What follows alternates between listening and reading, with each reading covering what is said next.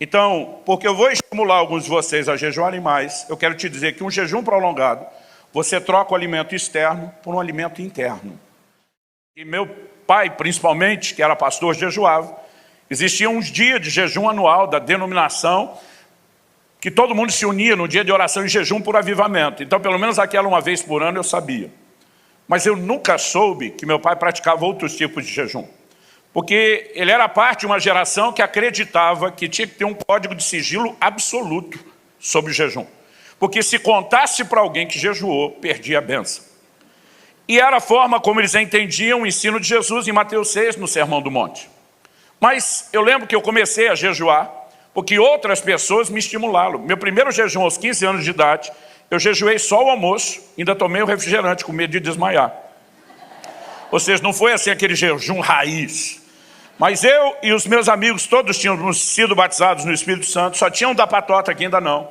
E estava muito desanimado, porque parece que Deus amava todo mundo, menos ele, e ele estava assim por um fio de desanimar, de desviar. E alguém sugeriu, vamos jejuar hoje por fulano, para Deus pegá-lo de jeito. Nós estávamos numa conferência de avivamento, para ele ser batizado no Espírito Santo, vai ter uma vigília à noite, né, para ministrar isso. E ele já estava cansado de receber oração, já não queria nem buscar mais isso. E alguém falou, vamos jejuar. Eu lembro que eu falei, mas nós já tomamos café da manhã, mas não tem hora para começar jejum. O outro, não tem não. E a gente via que ninguém sabia nada. Não, vamos pular o almoço. Aí o outro diz, mas não morre? Claro que não morre, uma refeição só. Outro diz, mas não desmaia. Aí já não sei. Aí foi que um deu a sugestão, vamos tomar pelo menos o refrigerante. E nós tomamos bastante refrigerante, para ter muita glicose.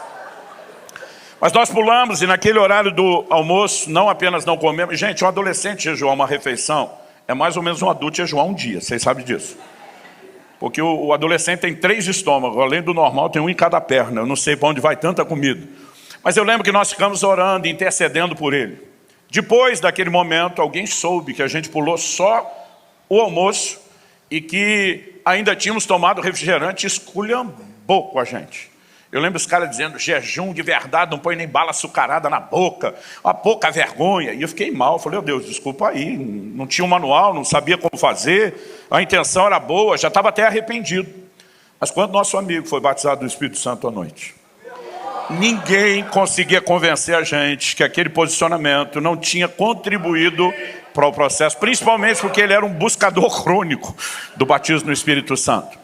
E aquilo começou a me gerar interesse. E aí eu comecei a descobrir que tinha gente que pulava o café e o almoço. E eu sempre perguntava, não morre não? Não morre não. Desmaia? Olha, isso aí depende. E aí eu fui sendo estimulado. Eu lembro da primeira vez que eu fiz 24 horas de jejum. E eu dizia, glória a Deus, não morri. Mas eu descobri outro que jejuou 2 dias. E eu, animado pela experiência de outro, empolgado, quis fazer. E depois descobri um que fazia 3, e depois descobri um que fazia 4, e assim eu fui crescendo na prática do jejum.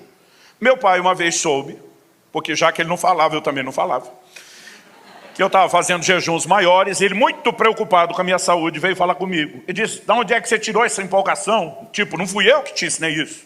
Falei, o senhor não fala nada, mas pelo menos eu tenho gente que fala e me anima. Né? Ele falou, mas não é para ficar falando. Eu falei, quem te disse que não é para ficar falando? Eu falei, o senhor é um doutor de Bíblia, que eu respeito. Mas pensa comigo, pai, como é que nós sabemos que Jesus jejuou? Ele estava sozinho.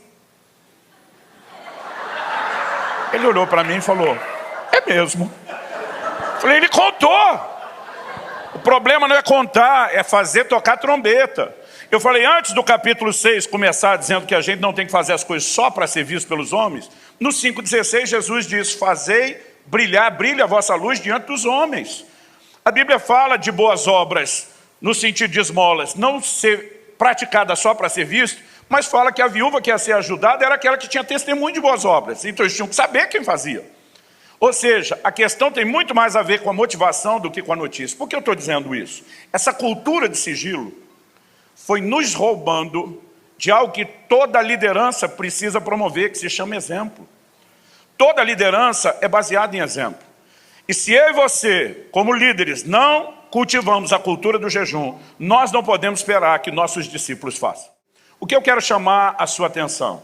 Eu tenho visto um ataque tão ferrenho ao jejum, mais do que as outras disciplinas espirituais.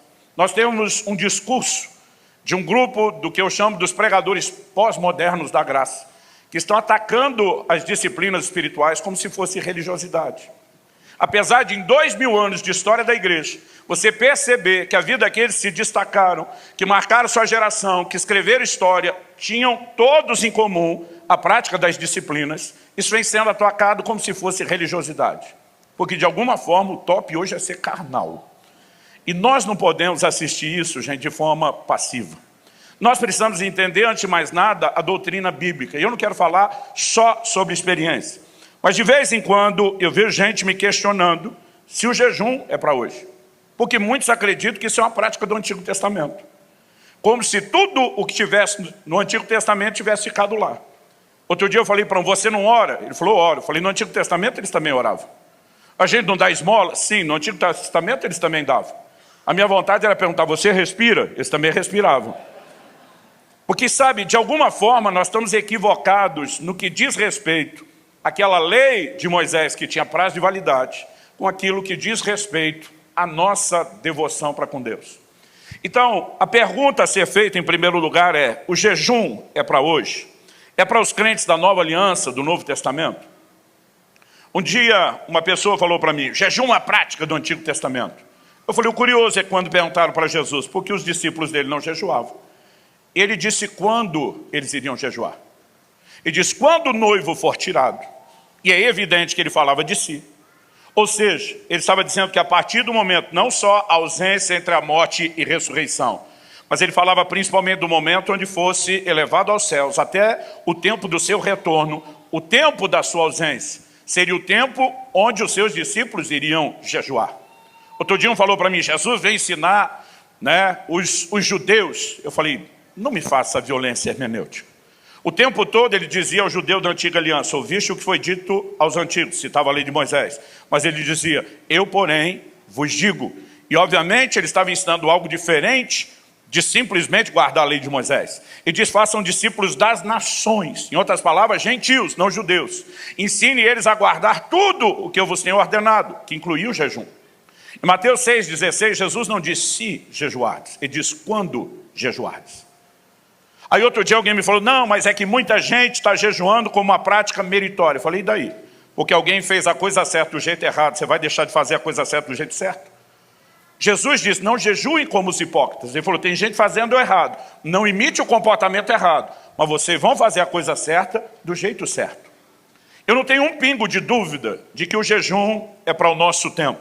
Outro dia alguém falou assim para mim, mas e o silêncio das epístolas? Não há nenhuma ordenança, nenhum imperativo no Novo Testamento, especial nas epístolas sobre o jejum. Falei, na verdade, não tem imperativo sobre jejum na Bíblia inteira. O único jejum obrigatório no Antigo Testamento era o do dia da expiação, Yom Kippur. E a expressão usada era afligir a alma. Lá na frente, no livro de Jeremias, depois no livro de Atos, é chamado de o dia do jejum. Então nós sabemos que isso é o que eles faziam. E Deus estabeleceu como um mandamento e diz que quem não afligir a alma será exterminado do povo. Se for só um sentimento afligir a alma, não dava para julgar a pessoa por aquilo. Eles praticavam o jejum. Era o único jejum obrigatório.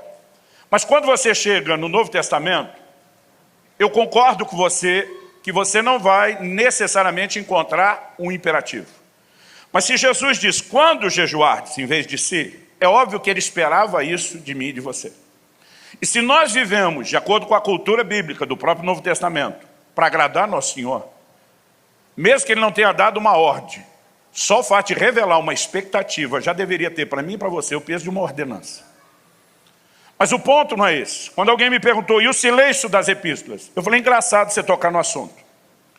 Eu falei, você prega o evangelho e diz para o seu povo que tem que pregar o evangelho. Qual o seu argumento?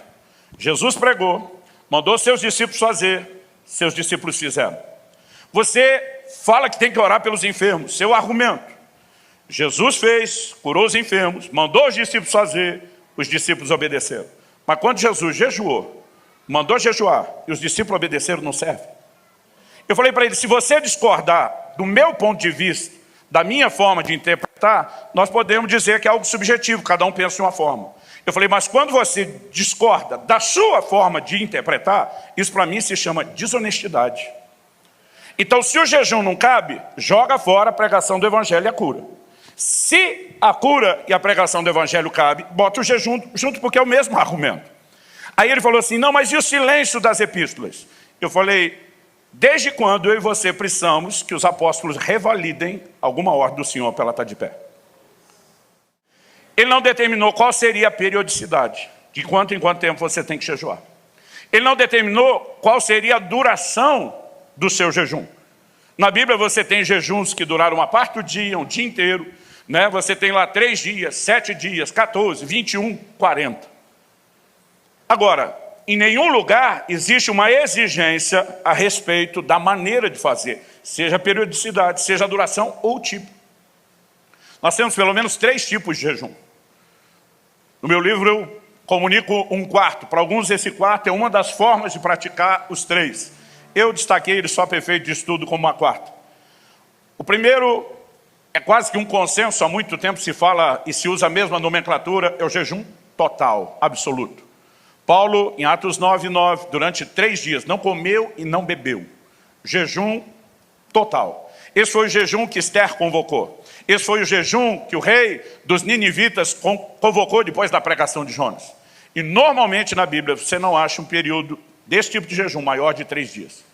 Esse jejum, como diz a moçada, é o mais hard, é o mais punk de todos. É tenso. Porque você não lida só com a questão de além da fome e a sede, mas a água ajuda muito no processo de desintoxicação, que aliviaria o sofrimento dos primeiros dias do jejum. E sem água, o processo fica mais pesado. É um jejum sofrido. Eu, honestamente, nunca fiz esse mais do que um dia. A Bíblia também fala do jejum que nós classificamos como normal. O que é o normal? A Bíblia diz em Lucas 4:2 que Jesus durante 40 dias não comeu e que no final deles teve fome. Não diz que ele não bebeu e nem que ele não teve sede. Aliás, deixa eu explicar a respeito de um jejum prolongado o que é essa fome que Jesus teve. Fome ali não é a vontade de comer que eu e você temos quando atrasamos ou pulamos uma refeição. Não é aquela sensação da baixa de glicose, né, que muda alguma coisa aí dentro da estrutura do seu corpo. Quando você não come, principalmente, né, o carboidrato, a fonte de glicose, seu corpo vai buscar energia no glicogênio armazenado ou nos músculos ou no fígado. Quando ele acaba, ele entra em cetose. Cetose é quando ele vai buscar energia na reserva de gordura. Então, se algum de vocês fez a dieta cetogênica, você sabe que você tem energia e quem está no jejum prolongado tem a mesma energia. Outro dia um falou, pastor, não pode ser a mesma, eu estou comendo. Falei, mas o que você está comendo não te dá energia. Sua energia na cetogênica vem de lá e é a mesma energia que você tem para o jejum. Então, porque eu vou estimular alguns de vocês a jejuarem mais, eu quero te dizer que um jejum prolongado, você troca o alimento externo por um alimento interno. Ele assusta, mas não é tão complexo quanto parece. Depois eu falo mais sobre isso. A Bíblia não limita apenas o jejum total e o normal, né? A Bíblia também fala a respeito de um jejum parcial. Daniel, durante 3 semanas inteiras, a Bíblia diz que ele não comeu carne, não comeu manjar desejável, né? E não bebeu vinho. Isso sugere que talvez ele tenha ficado em algo parecido com aquela dieta do capítulo 1, água e legumes. Muitas vezes é uma excelente forma de praticar o jejum prolongado.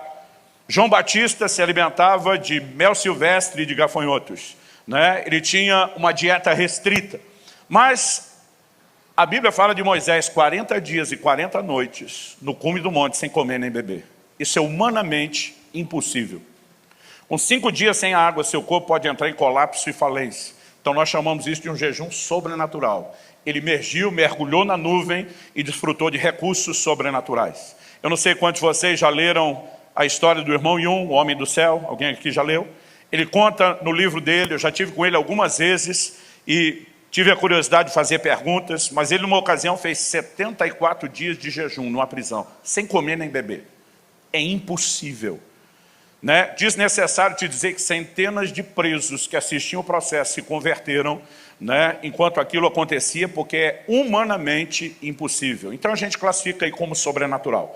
Para alguns, eles acreditam que o sobrenatural é apenas uma das formas de você praticar esses, outros colocam numa classificação à parte. Mas isso é algo que a Bíblia não define. O que te dá liberdade de ou escolher como, quando, de que forma você jejua, ou então obedecer a liderança do Espírito Santo.